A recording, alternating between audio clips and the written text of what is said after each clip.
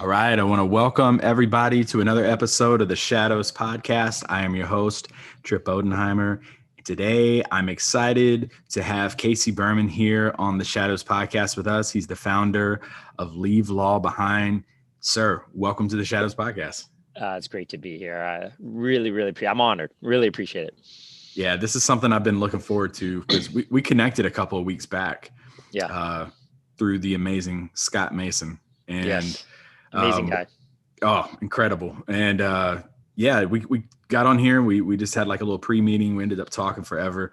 We would have probably ended up talking forever here about sports and stuff before we got started if we didn't just hit record. But how's everything going over there?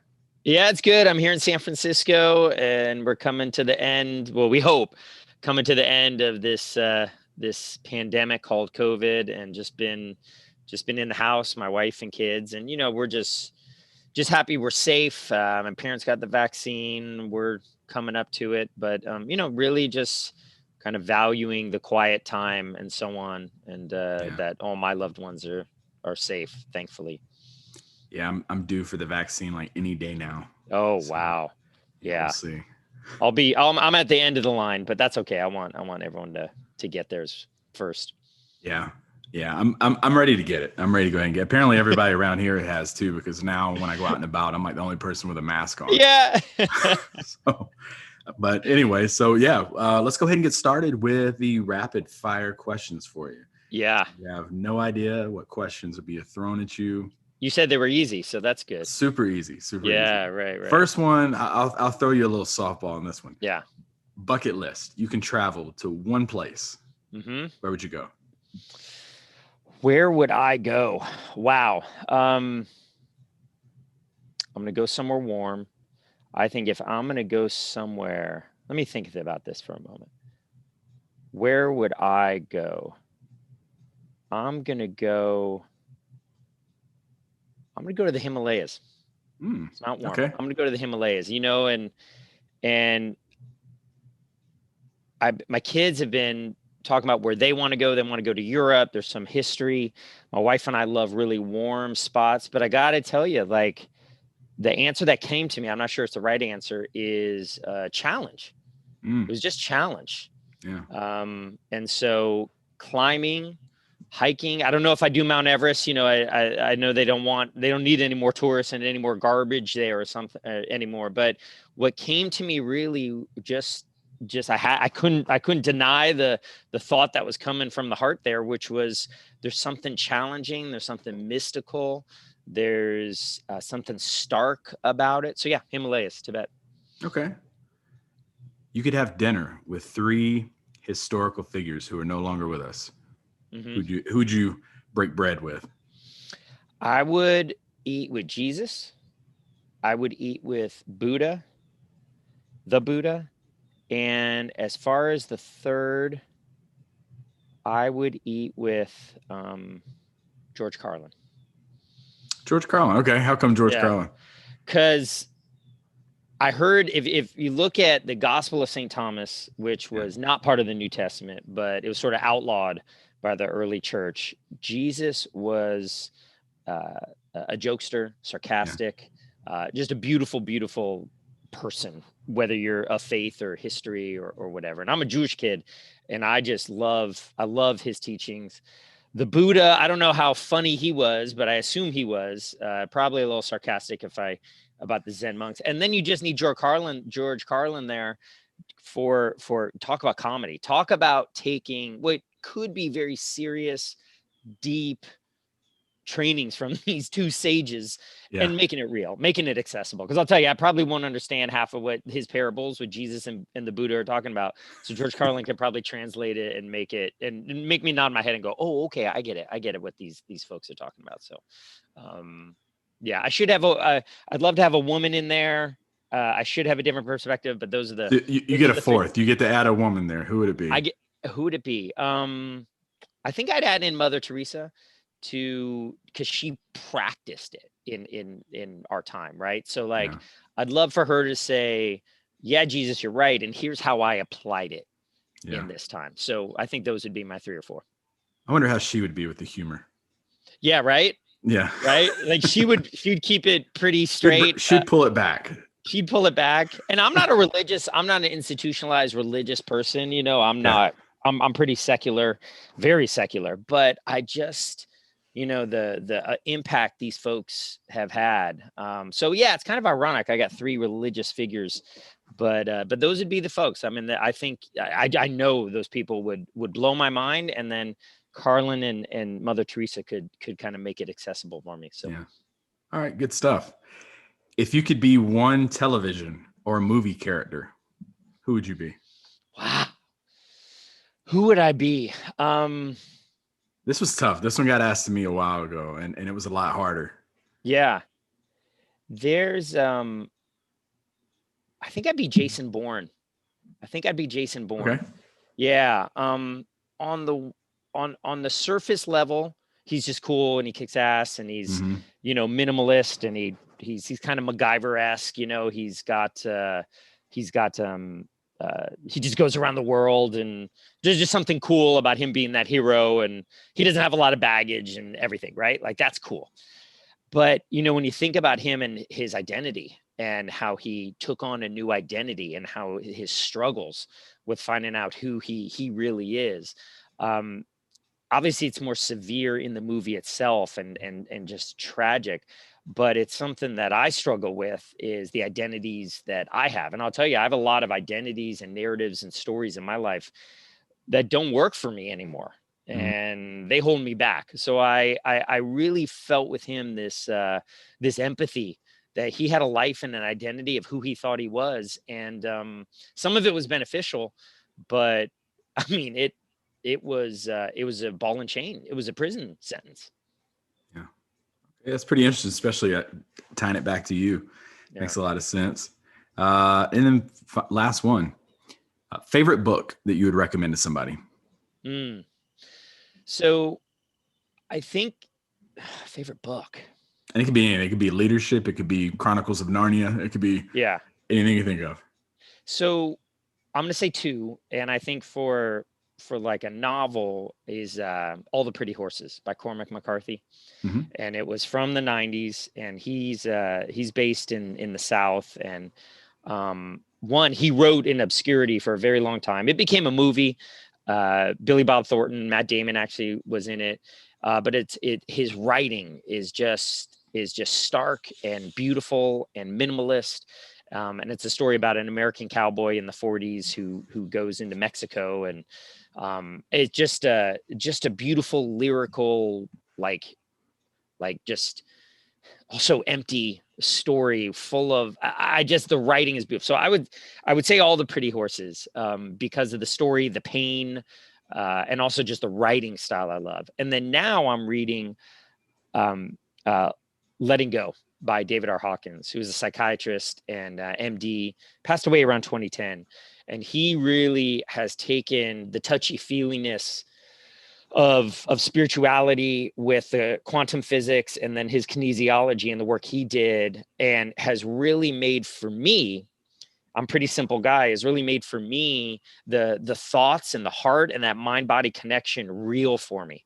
And how I have been able to think literally minute by minute, hour by hour, second by second in my day. It's so easy to get trapped with those negative thoughts. I mean, the shadow, if you will. And so he made it real for me to not be a superhero, to not never have the shadow and the darkness, but to understand why it's there and to understand how to move forward, either overcome it or move forward despite it. So David R. Hawkins, just a genius. You get bonus points for tying it back into the podcast name as well. I tell you, man, when I saw the name of it, I said, "Oh my God, this is right up my alley." Because this is what I've been struggling with and overcoming and working on. So it's such a great name. So. Yeah, I thought it was really cool when we first connected. Oh, you survived the rapid fires, by the way. When we first connected, you were talking about how you're like, yeah, I think my story would be interesting because I'm almost just like a regular guy. Yeah. And even though I look at your credentials and you were not a regular guy, but yeah, I think your story is incredible. We're going to start to unpack it a little bit here as we go throughout. But kind of take everybody back to your childhood. What did your parents do? Where'd you grow up? Yeah. So, I'm born and raised here in San Francisco, California. I'm 47. I was born in 1973. And, you think of San Francisco, still live here with my wife and kids. Anyone knows the city? We're on Mount Davidson, where there's that big white cross shrouded by trees near Twin Peaks. And I look at the Pacific Ocean. I love it. But, San Francisco, I grew up in Noe Valley, where my parents still are. And back then it was not the tech boom. It was not that expensive relatively. It was not the San Francisco Bay Area that everyone knows about now. And it was still a nice place, but it was just kind of a little backwater. I mean, a lot of the development that's happened in the South of Market area or the Giants ballpark, that wasn't there. The San Francisco Giants, my team, were going to move to Tampa. Candlestick, right? Yeah. Well, Candlestick. Yeah. The Niners and the Giants are there. It was a total, just a dump. I'll never forget. I went to a Niners game, I think mid 90s, not the 80s dynasty, but when Steve Young, they were doing well. And they had a screen came out in Candlestick Park which said, "We welcome you to use for your convenience, we have 4 ATMs in Candlestick Park." And you're like, 4? There's 62,000 people here, right? So it was a dumpy place. And, we had the James Jones, the Jamestown Colts, and you had the Zodiac Killer. You had Mayor Moscone was shot. You had the AIDS crisis in the 80s. And the 49ers, actually, there's a book that talks about how the 49ers in the 80s are really what helped bring the San Francisco out of the doldrums. It's an interesting story. So I grew up here in San Francisco. It was a great time. I had a great childhood. Like I said, there really wasn't a tragedy. There's been other things since I've been older, but, growing up, a good life, mom, dad, sister. I did everything right in life. I got my A's. I went to a nice school. I had friends. I was interpersonal.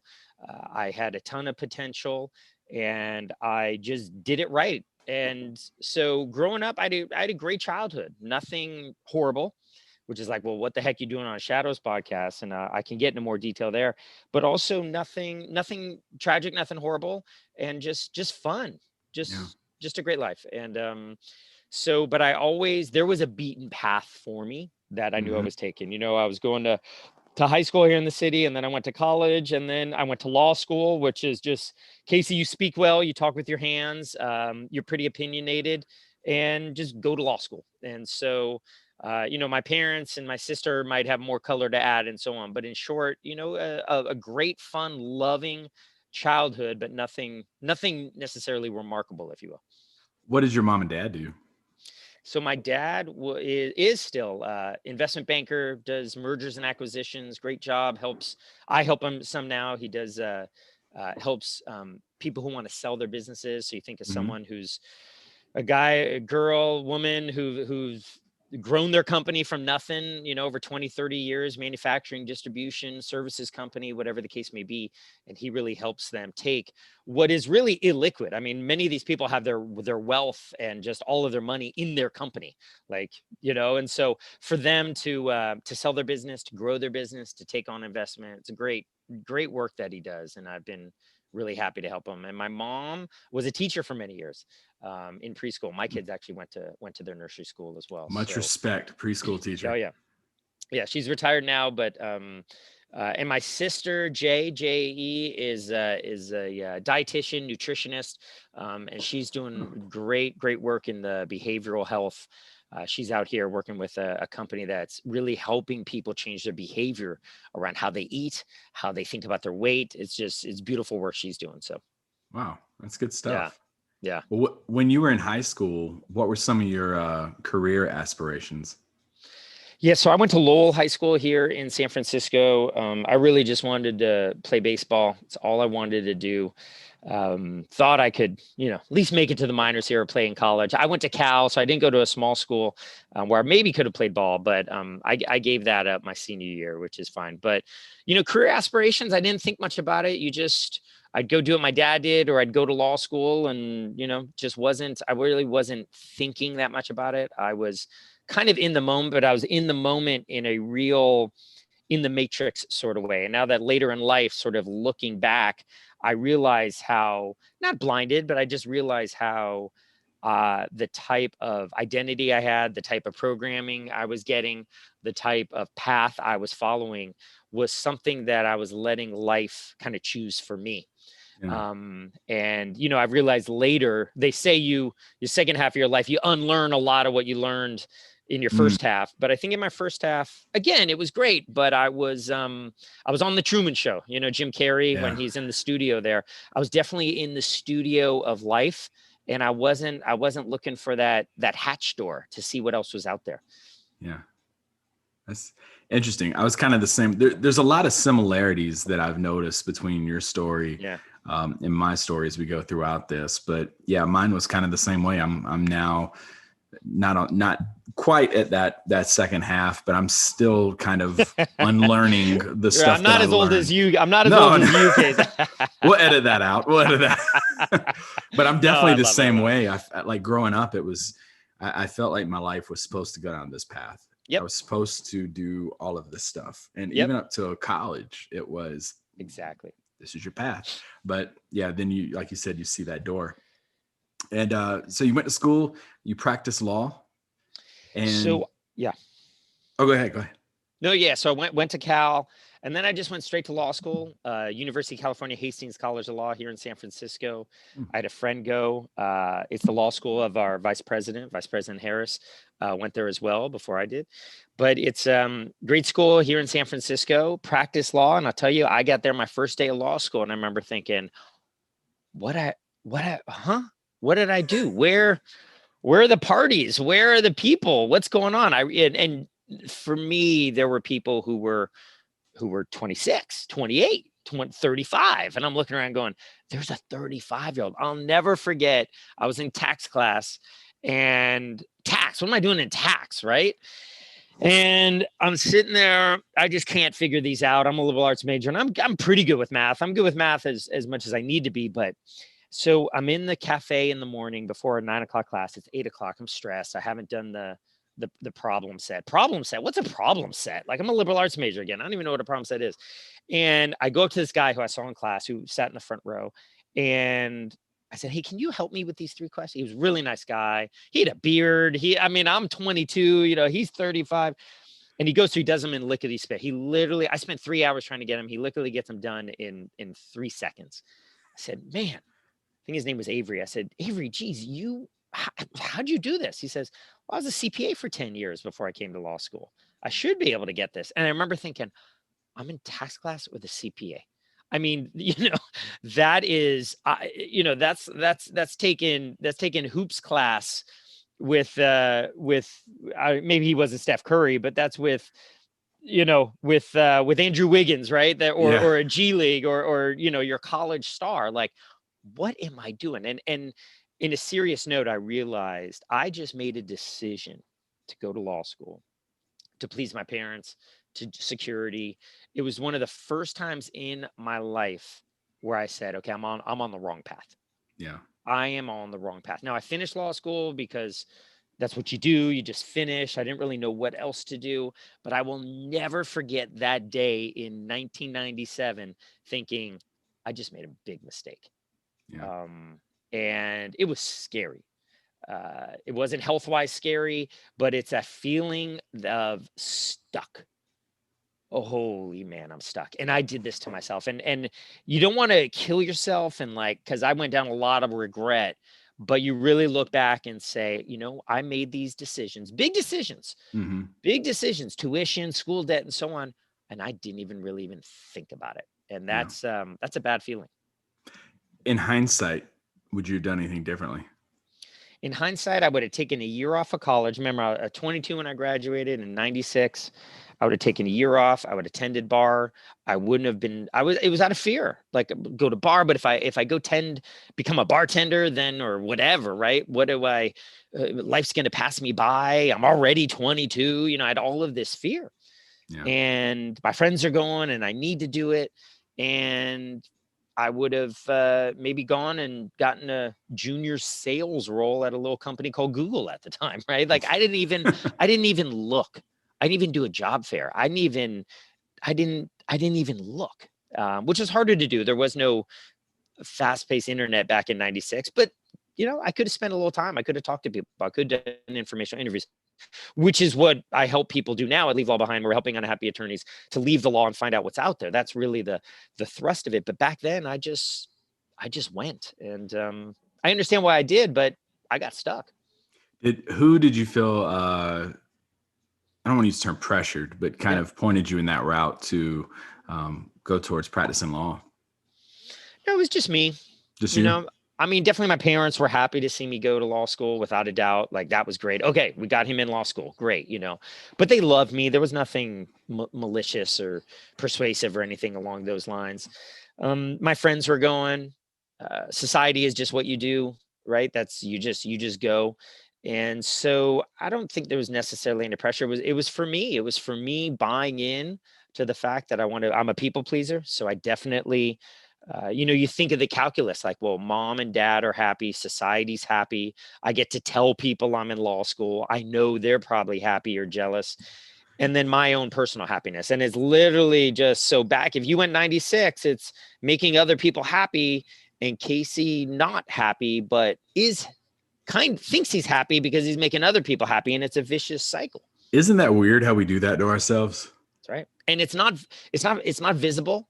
It's all on the inside. You look great on paper, but and so it's this programming from the past. It's this identity, this narrative. Like I mentioned, Jason Bourne. It's this narrative of who am I supposed to be? I'm a Jewish kid. Jews go to law school. Throughout now working at Leave Law Behind, that I hate all ethnicities, all family. I hear from everyone. I'm from the South. I'm Chinese. I'm Indian. I'm Catholic. Like everyone said. So it wasn't just Jews. But at that point, I'm like, well, I'm a Jewish kid. I don't like blood, so I'm not going to medical school. I go to law school. That's my story, right? So of course I'm going to fulfill that. I'm a city kid. City kids go to law school. I mean, think of these insane stories I was telling myself, but I had to live up to these stories. I remember as a kid, I was like, I've got to grow up and be a lawyer because my dad's a lawyer, and I have to go to North Carolina at Chapel Hill. That's right. And even when I got into high school, before I started doing all this like really deep self-reflection, I look back and I was like, I'm a failure. I did not achieve any of that. But I also, I mentioned so many of the similarities that we have. I went to school for physical therapy. Yeah. And graduated. And I knew when I was going to school, I was like, this is not what I'm going to be doing the rest of my life. Yeah. Just not going to see it. And I ended up joining the military. Yeah. But did you join, and when you joined the military, was that because you were supposed to? When I joined the military, that was actually the first thing I did on my own, like that I felt like was my own decision. And I love my mother. And if she's listening to this episode, I love my mother. Yeah. But the thing was, I felt like I was always, like you said, living up to I go up to a party and tell someone I'm a physical therapist. It looks better than anything else. So that's kind of what I had built in my world, in my head. And I remember saying, you know what, the guy that was supposed to meet me at the recruiter's office stood me up and ended up being there by myself. And I walked in and had a really good recruiter who sold me on going to Europe. And I joined, and I actually kept it from people for the longest time. Yeah. Until I finally went and talked to my mom and stepfather and said, I've decided to do this. And thought I was gonna get a lot more pushback. They were totally supportive, but it kind of made me think, like, I've been building my life around other people's expectations. Yeah, that's right. Yeah. Well, I think about one of the first decisions I made, which was to leave the law, which I can get into later. But when I did leave, that was one of the first, like you just said, major decisions I kind of made on my own. So, and then, so from there, you practiced law for 5 years. So you spent a pretty good little amount of time doing it. What were some of the toughest obstacles you faced throughout your journey as an attorney? Yeah. So it's unique for me is that I had the job every attorney wanted. And so I was lucky and pampered and had a great role. And also at the same time, it made it even more difficult to get out. But so I was in-house counsel for a technology company here in San Francisco, which is what every attorney who's toiling in a firm wanted. And I spent some time at firms and knew it wasn't for me. I worked there during law school and right after, but I knew it just wasn't for me. So there's a technology company. I mean, think about .com San Francisco in the 2000s, dogs in the office, that was us. And what I found though, is that it was very reactive for me being a lawyer. and a ton of stress. And because I did a lot of software licensing and negotiating deals and transactions, just really boring, in my opinion, just for me. A ton of stress because we were closing deals all the time. I mean, I worked 12, 14-hour days because the salespeople, their commission, was contingent on us negotiating these deals. I'll never forget New Year's Eve. I think this was 2002 to 2003, and negotiating deals to the end of the quarter. And I spent a ton of time on this deal. We closed it. It was great. And the salesperson made a 6-figure commission on this. Yeah, huge. And all the power to him. And he gave me, back then, an iPod was big. They were new, the iPods. And he bought an iPod and he engraved my name on it. Thank you. He knew how much work I put into it. And it was very sweet of him. It was really, really nice. I really appreciate it. But then I started doing the math and I realized how much money he made off this and how much work he and I did. And I looked at it and I said, I'm in the wrong business. So it was that same feeling when I realized I was stuck at law school. Is I looked at this and listen, this is the choice I made. He had his own stresses. I mean, if the deal fell apart, he wouldn't have made the money. Like, I get it about being a salesperson, but it just opened my eyes then to different ways of making money and different skills and strengths. And so, for me, the constant negotiating, the constant on my BlackBerry back then, just buzzing, the reactive, I was always putting out fires. I was never creating anything. Whenever we'd have meetings and the sales, we'd finish the legal stuff, the salespeople would say, all right, Casey, we'll see you later. We're going to talk about plans. We're going to talk about partnerships. And I always would kind of trudge back to my office. Like, all I do is put out fires. All I do is react to things. For some people, they love it. For me, Casey Berman, that just wasn't my personality. And I found this real disconnect between my skills and strengths, what I call your unique genius, and the job description.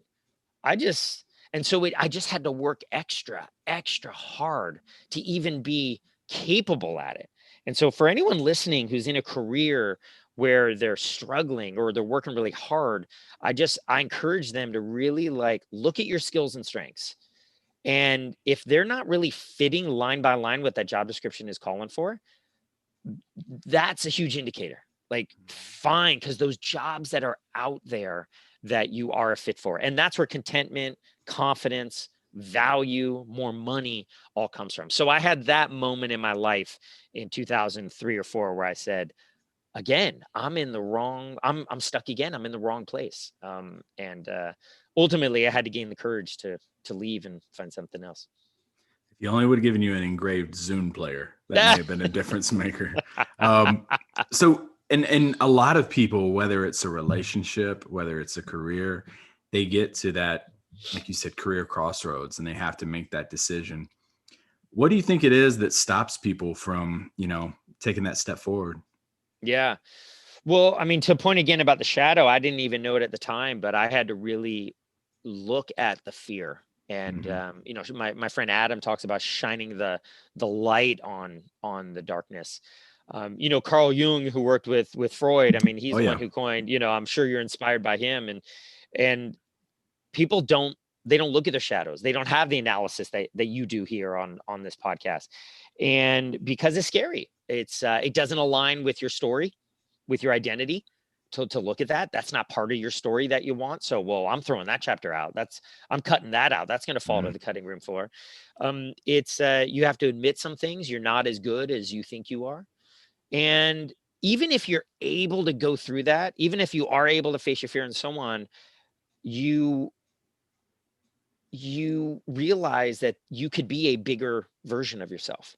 You can go do bigger things. You can make more money, which everyone would seem to say, well, yeah, why in the heck would I want that?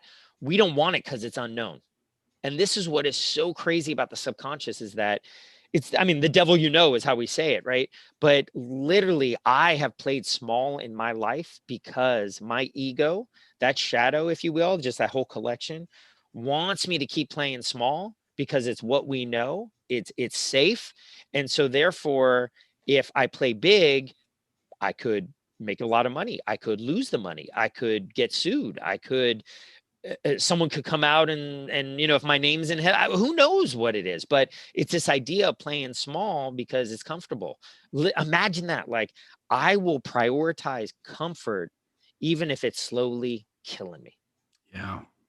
That temporary perception too, people will have Mm-hmm. being, You, especially with social media like it is now. mm-hmm. It's, oh, you Well, quit that job. You're not in that. Why? What happened? yeah, What did you do wrong? Then you get labeled a failure. yeah, that's it. Yeah. Well, Yeah. you talk about Michael Jordan. I know Tar Heel. We all know Michael Jordan, but Heard the name. heard the name. But he talks about, there's that famous quote where he talks about, how many shots he's missed, Yeah. last minute shots he's missed. But we don't think of him that way. We think of how big he is because we only remember the shots that he made. I'm sure he remembers all the last minute shots he missed to lose a game. And so, or to just not win a game. And so it's that element where I just was back then in '04, excuse me, I was kind of sick of playing safe. And there was that voice inside of me. There was my soul, which I'm listening to now still. But that voice kept creeping up. And so to your question of why some people start making the change and why not, some don't want to face it. But that voice was just, even though it was quiet, it was still too loud for me to ignore. I had to make a change. And so in July of '04, I quit my job. And did you go from there to management consultant? So I went from there to Spain. Look at Okay. this. So it's '04. I'm getting married in November of '04, and I quit my job. I am the biggest idiot. My parents don't know what happened. All of a sudden, that narrative of their great, straight A son, Jewish Yeah. kid, white picket fence, 2.2 grandkids, all of that goes out the window, at least temporarily. And my friends are like, dude, what did you do? You're getting married and money and all of that. And so, but I traveled for a bit in Europe. My fiance, her family was there, and we traveled around and had a really nice time. And then my buddy was getting married in Italy. So I met another buddy and we just backpacked, and I had my laptop and I was still doing some consulting work to kind of pay the bills. I was trying to get online in Europe in 2004, which wasn't that easy. It's So tough now. it's tough now, right? So it was stressful. It was stressful. And I definitely could have planned better. I could have planned my finances better. I could have planned better. But we got married, and then I got back in January of '05. We went to City Hall and got officially married. Had the paperwork. We got married in Mexico in '04. So I'm dipping into my savings now. It's like, oh, wait a minute, what I do. But I always knew. I just said, this is right. I don't want to go that corporate path. And then I started putting feelers out there, telling people like I'm looking for new roles. I'm looking for things. And that was difficult because I had to, in a sense, swallow pride. And all of a sudden, Casey on the beaten track, and now I wasn't anymore. But I will say that when you people want to help. Some people give you stink eye and say, I told you so, but many, many, many more people close to you and not so close to you will help. They'll do informational interviews.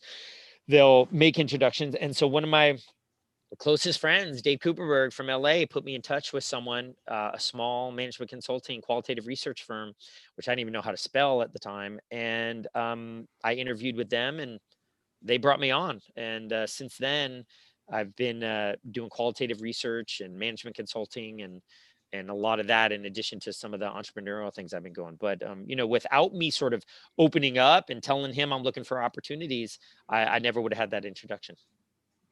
Yeah. And I mean, your list of what you've done, management consultant, tech executive, entrepreneur, where did you get the idea? Because the one thing that really intrigues me, I think more so than anything else about your journey, is leave law behind. Yeah. Where did that spark from? So, no, it's a great question. And so I left, I won't bore everyone with my life story, but I left in '04, sort of bounced around, like I said, in '04 and '05, started doing management consulting '05 and '06. And I was always close with the career services office. I stayed in San Francisco at UC Hastings. And they're a great career services office. They help a lot of people get jobs, but they didn't really know what to do with those law students who came in saying, I don't want to be a lawyer. I want to do something else. Yeah. And so I had been in touch with them. They knew I'd left the law. And so they would always say, you know what, go downtown, get coffee with this alum, Casey. He left the law, talk to him. And so I get 2 or 3 people a year, maybe get coffees, law students. And I would sort of kind of counsel them in my own way over coffee. So the career services office invited me back in '09. Now we're in the middle of the recession, Yeah. I'm nervous as all hell because, I have a house. My daughter was born the year before, 2 years before. Jim Cramer's talking about people raiding in the street, neighbor against neighbor. I mean, what people forget with COVID now, but 08, 09, and It's 10 tough. were scary times. General Sierra Motors joined. Yeah, General Motors is going bankrupt. Obama's coming in. Who is this guy? I mean, it was, he's young. No one really knew about him, right? Like, you had Bush, we were still in Iraq. Anyway, it was a scary time, particularly for someone. Well, I was your age then, right? I'm late 30s. And I'm like, whoa, the Dow dropped 800 back then. And that was a lot. I'll never forget. So they invited me back to speak. And I said, what do you want to talk about? And they said, just whatever you want. So I put the slides together about alternative careers out of the law. I thought there'd be 5 people there. There were 55 people there. It was a packed house. Lawyers who hated their job, lawyers who just got fired. And I remember thinking, oh my God, there's a pain here. And I answered questions for about another hour afterwards. I could not believe it wasn't me. It was just the disgruntledness with the law. And I realized I was not alone. It wasn't just me. For a long time, I realized, man, what am I doing? You're a diva. Like, you don't like the law. You had a great job. What are you doing? I realized there was something wrong with the legal industry. I realized, we're all suffering on the inside. I came back home that night. I told my wife about it, and she thought of leave law behind. And I went to GoDaddy and reserved the URL. And I wasn't sure what I was going to do, but I had started writing, just kind of blogging about it online, and Google picked it up. And all of a sudden, people started emailing me and joining my email list, and people coming out of the woodwork saying, Casey, I can't believe you're writing this. You're speaking to me. So it really kind of took off from there in 2009. What's that one moment that you have where you're like, wow, this was totally worth it? So last week, this person left the law and was 10 years. And when you're 38, 36, 40, you've been in 8, 10, 12 years. And I will say that law is nowhere near first responders or military or health officials. I mean, they're on the front line. There is stress. You're in an ambulance trying to save people's lives. You're a soldier. You're a policeman or policewoman. You're a nurse. Even teachers in schools. I mean, lawyers are not like that. That is where the real stress is and where change in the world is. They all need lawyers, though. Well, lawyers are right behind it as far as stress and anxiety. Yeah. I mean, lawyers are right behind first responders, where your client is just yelling and screaming at you on Saturdays. You're missing your kids' birthdays. The anxiety that builds up around whether you missed a typo and the fight, and you're going to get sued for malpractice. I mean, you have to be perfect with everything. So that anxiety is real inside of you, even if it comes from paperwork and not being in an ambulance. But last week, someone said, Casey, I left the law. I'm moving into a bank in asset management. He loves to trade stocks. He loves finances. He just geeks out on Bitcoin. He geeks out on, he just loves having a good time right now. The market, right? Yeah. Having fun. And he just moved from that stressful practice that I just described and not seeing his kids, none of that, at 38 years old. And he's moving into working for a big bank in asset management. And Casey, he said, thank you. Leave law behind, and your structure gave me hope. Not only did it give me hope, which I hadn't had for years, but it gave me the structure to reach out. And then he said, I want to remain part of the community and help those who are going through it. Let me know where I can help. We have a members forum, and I want to please tell anyone, let me share my story. When you get emails like that, it just you're changing the world. This guy's going to be nicer with his kids. He's probably going to be a better husband. Yeah. He's doing what he loves. That's awesome. So I get a ton of these emails, and there was a moment where I said, where the heck, we have a full online program, think Udemy or Masterclass for Leave Law Behind. It's 70 hours. There's over a few hundred, 230 people in it. I don't even know where it came from. I'll be honest with you. Don't tell anyone this, but it just came out. It just came out of me, and it's like not even mine. It's sort of just it's like my opus. There's steps, there's modules, there's videos. My business partner, Adam Ouellette, who's my soul brother in many ways, he practiced 20 years in Florida. He's added so much to it. And it just sort of is there. It's now there for the world. See how, when you get those moments that I got last week of those emails, you just say like, I just played a little small part in helping change a life for the better. That's a big thing too, when you can sit back and say, I literally impacted somebody's life for the positive. And it trickles down. It trickles down. And for a while, it was very ego-based. Casey did it. And it's only recently where I've stopped taking credit in that way. And like I said, it's a little weird that it just came out of me. But like, I don't even remember writing the videos and writing the worksheets. It just sort of happened. But I feel so much better that way, because now it's kind of this own living thing. I want it to have the credit. I just, you know what I mean? It's like Yep. You and your podcast, like I looked at you, but you've created this podcast, which is so inspiring and just so, like, I can't even fast forward the ones I listen to. Like, I'm literally hanging on people's words and what you've created here. And it's taken on a life of its own, You get a paycheck in the mail for that plug too. No, it's and I think with the internet, as much as we complain about social media and just everything about the internet, listen, if it bleeds, it leads. I get it. But you don't have CNN talking about the great things that are being created with the internet, with high-speed internet, with all the software that used to cost thousands of dollars to create. Now they've got these for $200 a year, subscribe, and you can build your own online course. You can build your own community. Those sort of things that have happened enable people to connect in so many ways. Yeah, and I think it's amazing what you're doing with Leave Law Behind, because my father was a defense attorney, and he went to Campbell Law and was a defense attorney for about 12 years, maybe. I could be off on those numbers, but I remember when he left and transitioned out, and it was really hard. I mean, we had to pack up and move.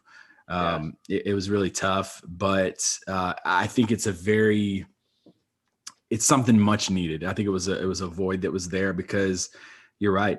I saw firsthand how stressful it was when he's sitting home at night, 9:00 at night with his yellow legal pad, still working on notes. And I just remember it almost consumed him at times, and bringing it home with him. And he was a defense attorney too. So it was really, really rough. Some of the people he was interacting with, but the military has something in place for that. They have programs in place for people transitioning out. So it just makes sense to have one here. Looking back at your journey that you've gone through, and you mentioned definitely some bump in the roads and some soul searching you had to do. What's that one moment where you were like, I'm never going to get out of this hole? It is like that dark moment that everybody looks back and they're like, you know what? I learned so much from it though. Yeah. Len Bias's mom on one of your podcasts talked about how you need pressure even to get the toothpaste out of the tube, right? To create the oil, you crush the olive. To create the juice, you squeeze the orange, the fruit, and so that pressure creates something. But boy, it hurts. It hurts when you're in it. There's been a number of times, and I think, for me, it's been mainly around, well, there's been a number of things. So one is I've felt stuck kind of throughout, and one primarily around money. When you go and do your own thing, when you go and do a number of things, in our world, we're measured by our bank account. And I think on the one hand, I've had this issue with measuring myself against other people, and I've done well in life, but not as well as I've always wanted to. Right. And so it's just chasing that. And so when I'm getting there, but I think throughout there's been moments, whether it was in 09 in that recession, whether it's been recently with other things. I think the other thing, so the first thing that I've struggled with is my relationship with money. And I think it's really, really important, because I said that the word relationship, money is a figment of our imagination. I mean, a dollar bill, when you really think about it, money is a currency, it's an energy, and I won't get necessarily too touchy-feely with it, but money has become our master when it's a horrible master. I mean, Oh at the end of the yeah. day, it's a tool, it's a servant for Hmm. us. And that's a shift I've had to make because I've really let money be that master and had not a great relationship. Even though I was making it, I wasn't making it in the way I wanted to, and I wasn't attracting as much as I wanted to. And so a lot that I've had was just this, wait a minute, I've had to retool how I think about adding value and the money that I want to make. And it comes from, the Bible we've heard where the root of all money is evil. It's actually not that. It's money at the expense of other things is really the root of all evil, right? Hmm. You also think about, there's a great book, a Sapiens by Professor Harari, he's from Israel. Phenomenal story, so accessible written. But he talks about how before there was credit, before we lent money in a good way, not predatory loans, it really was zero sum game. I mean, if I made money in 1300 feudal England, it was at the expense of other people. But when you have credit and people can borrow money and build their business, all of a sudden it grows. It grows 5x. Now, obviously, there's been issues with credit, and we've seen what happens when you go too far and extend yourself. But there is no industrial revolution. There's no information age. There's no what is right now without the economy and growing and credit done in a good way. So as I've been learning these new ways to look at money, I've made more money, and it's really helped me to um, get a better relationship with it and reduce my anxiety. I think the other thing was in '09 was when not in '09, in 19, was it 19? Let me think. No, 2018, I think, was when my wife, we found breast cancer. Oh, And so, we caught it early. She had surgeries and we went through it all. We went to Mayo Clinic in Minnesota, which was just a phenomenal yeah. organization. Um, Not only are they just top-notch doctors, but they took care of us and handled the emotional part. But that hits you when you have that moment. And I'll tell you, part of me just went right into solution mode. Okay, here's what we do.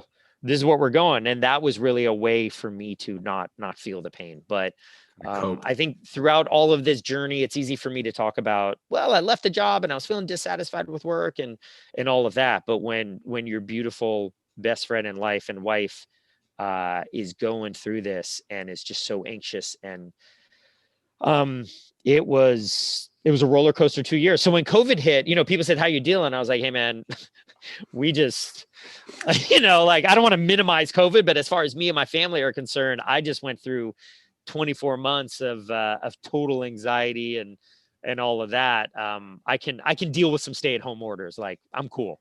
Yeah.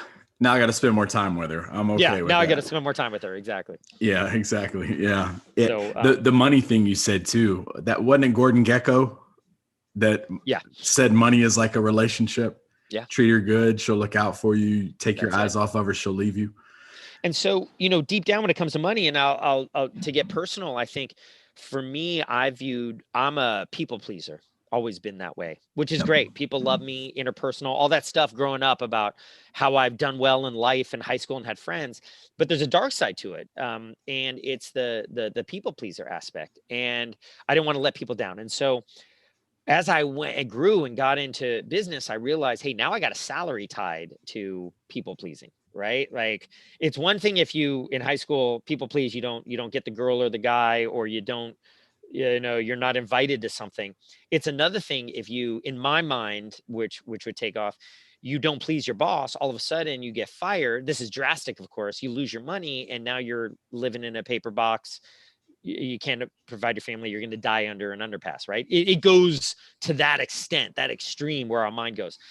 And so for me, my relationship with money, and this has taken some time for me to piece together, believe it or not, was I had this fear that if I don't do everything right, if I don't please my boss, I'm going to get fired immediately, which is ludicrous.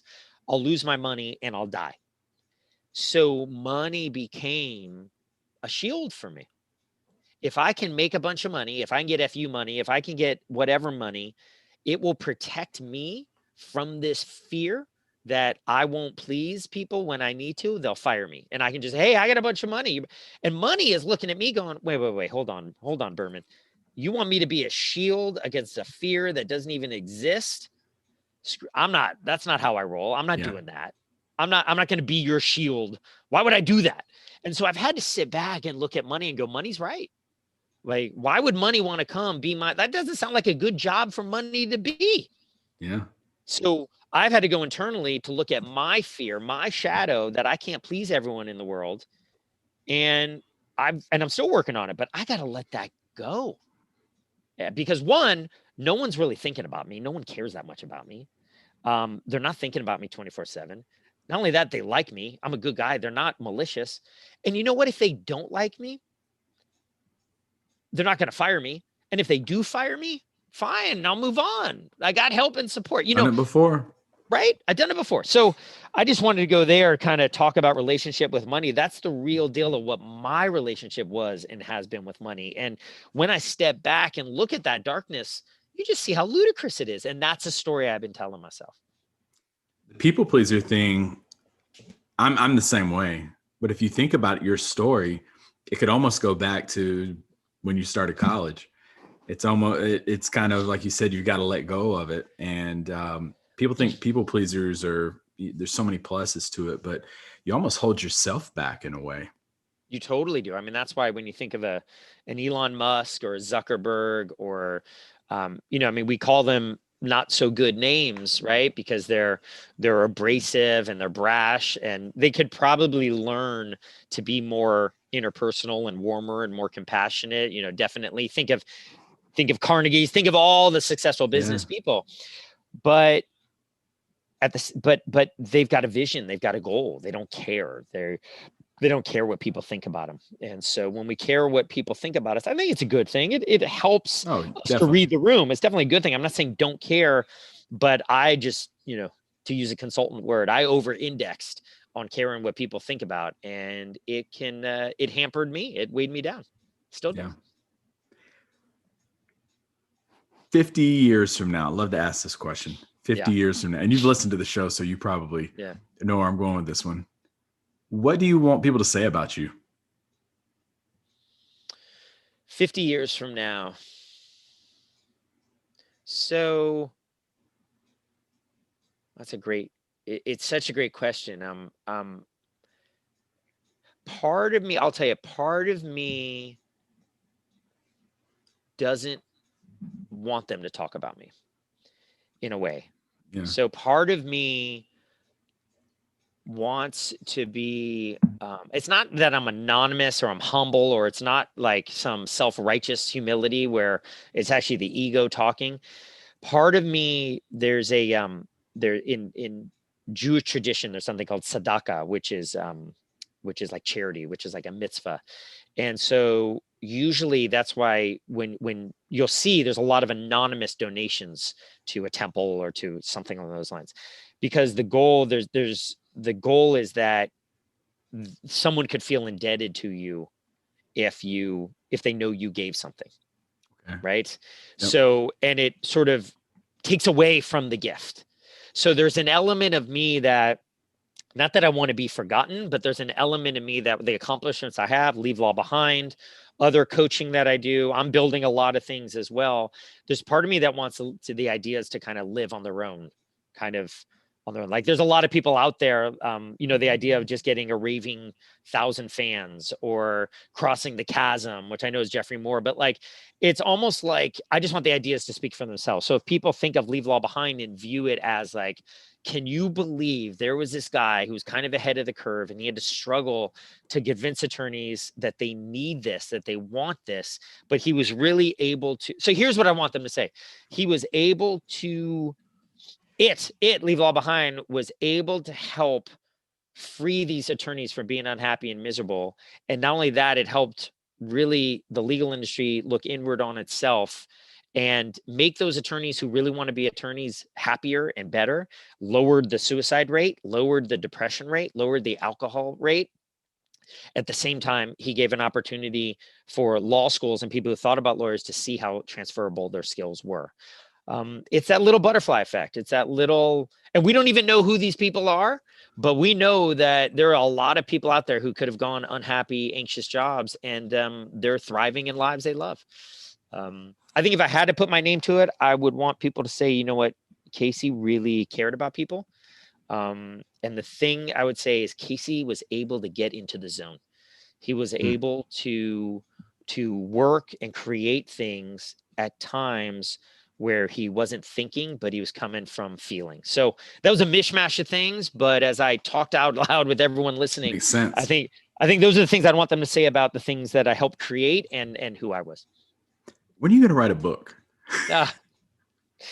Oh man.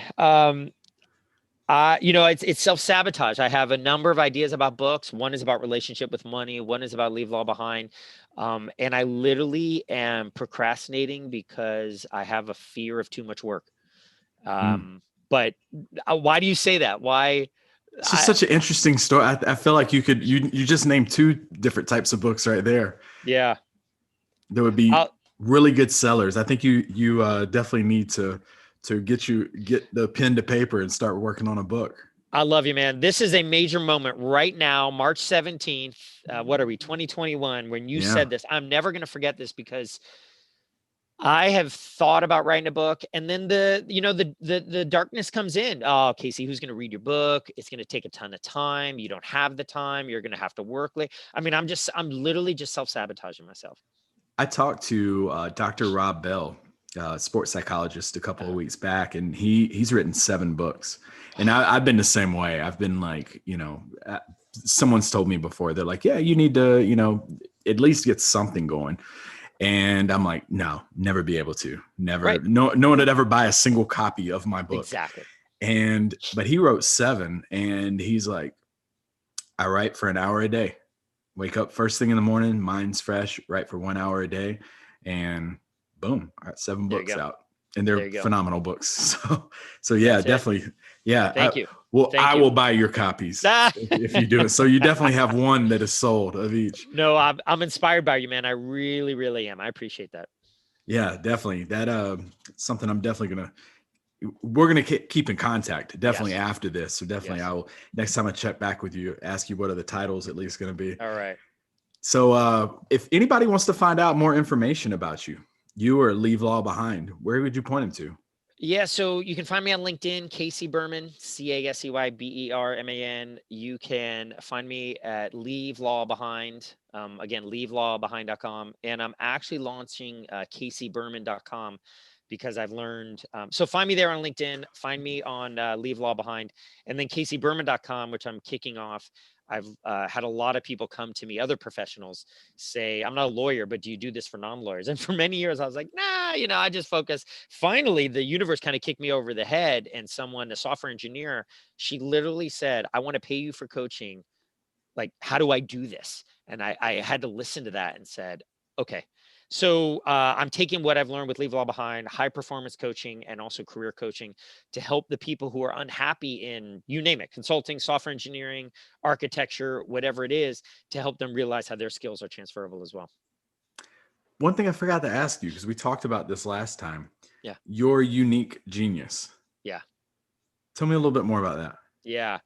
So Unique Genius, there's a gentleman named Aaron Ross who has a company called Predictable Revenue. Fantastic salesperson, just fantastic guy.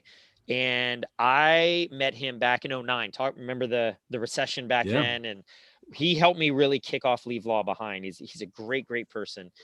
Very courageous, almost fearless person. And he had this coaching course and he introduced me to this topic of unique genius. And it has become the core for me, and it's become the core of Leave Law Behind. And really what it is going to the source.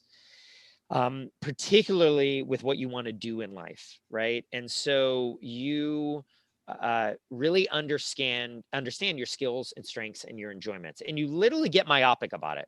You don't focus on passions. Like, I'm passionate about my local sports teams, the Warriors. Listen, I followed the Warriors in the 80s when they were bad. All right. So the Warriors, the Giants, Niners, I'm passionate about my kids. I love my wife. I love running my dog. But like, what am I really passionate about? Passionate stressed me out because I didn't really understand what I was passionate about.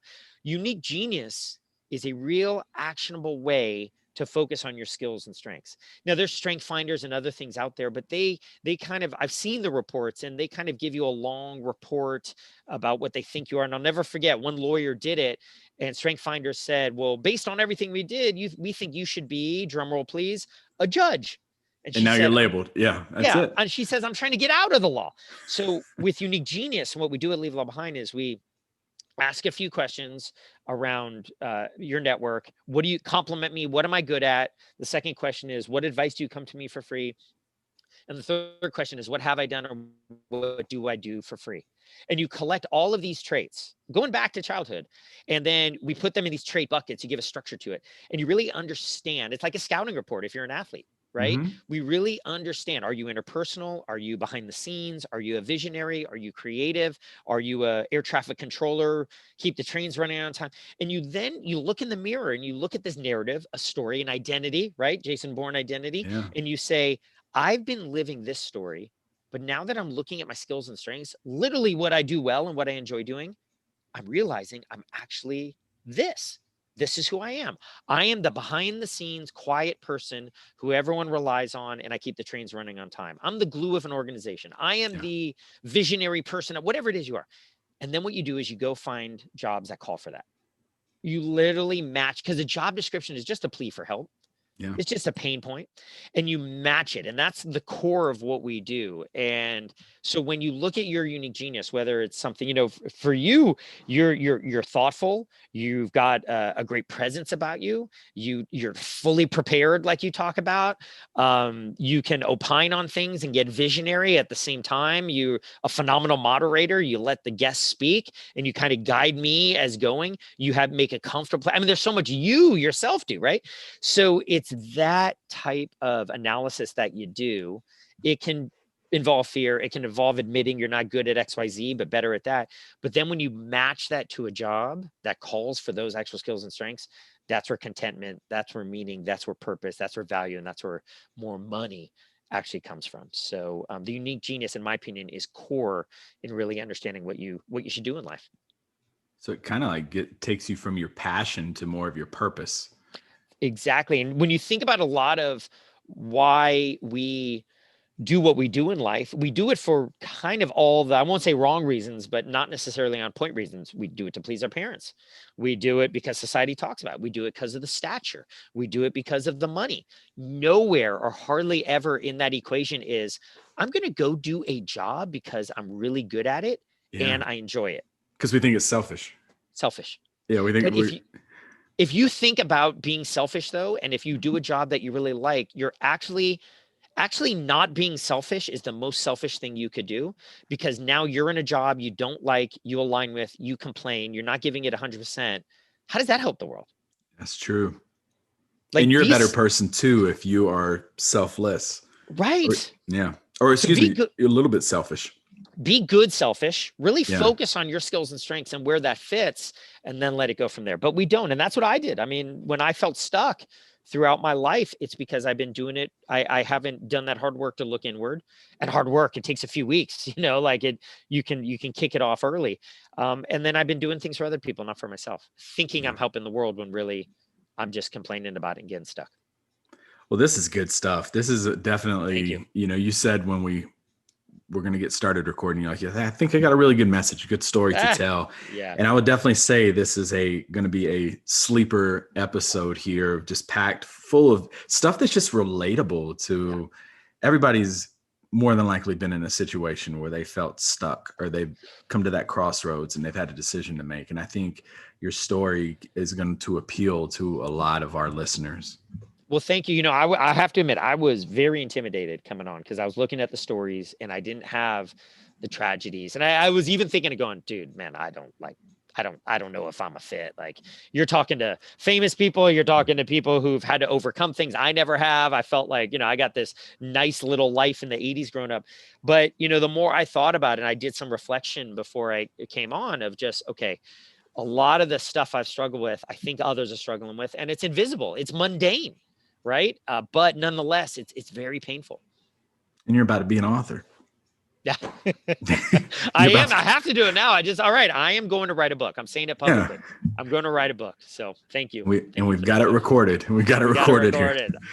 I see the dot blinking there. We are recording this. So So the 100th episode will have a follow up as to where you're yes, at with this book. I So love it. I love it. No, but well, you've been what? great. I'm honored. I'm really honored to be here. The invite. I just really thank you for having me. I love Oh, this, and I'm it's been just really amazing. thank you for the work you're doing and having me. Well, we're gonna have to get you set up on Ignite too, because that Yes. unique genius and everything you're doing, I definitely think it's a perfect fit for what Caleb's doing over at the Ignite podcast as well. So Which, better. if listeners have not gone over and started subscribing to Ignite podcast, do so as we speak. Exactly. But final comments for our Yeah. listeners out there. You know, I was listening to Alan Watts. He's from the 70s. A British guy, sorry, professor who brought kind of explains Zen Buddhism in many ways to America and the Western world. And he said how there's really kind of two ways to look at life. And you can kind of look at it through love or fear. There's really only two emotions, and everything kind of cascades from that. Love is collaboration, confidence, all of that. Fear is anxiety, depression, and a lot of self-sabotage, like I talked about, I've suffered. And he said, we can look at life as happening to us. I got sick. I got stuck. Or we can look at life as I can create my own reality. Yeah. Not controlling in kind of a power hungry way, but like I have the ability to really perceive the world as I want. The problem with the second one is that's what God is for. And we don't want to equate ourselves with God. How dare I think I can control this? I'm not God. And that's the Bible God, as my kids say, the white man with the long white beard God, the angry God. But I want everyone to realize that you can create your own reality. And it literally takes some journaling in the morning, some meditation, just quieting your mind, but not falling into the trap that the ego and that matrix, if you will, wants us to look at everything in a non-beneficial way. It's very hard to do, but where I've gotten unstuck is I've really been able to say, like, I'm just not going to think that way anymore. I'm going to think a different way. Reprogram your brain. That's it.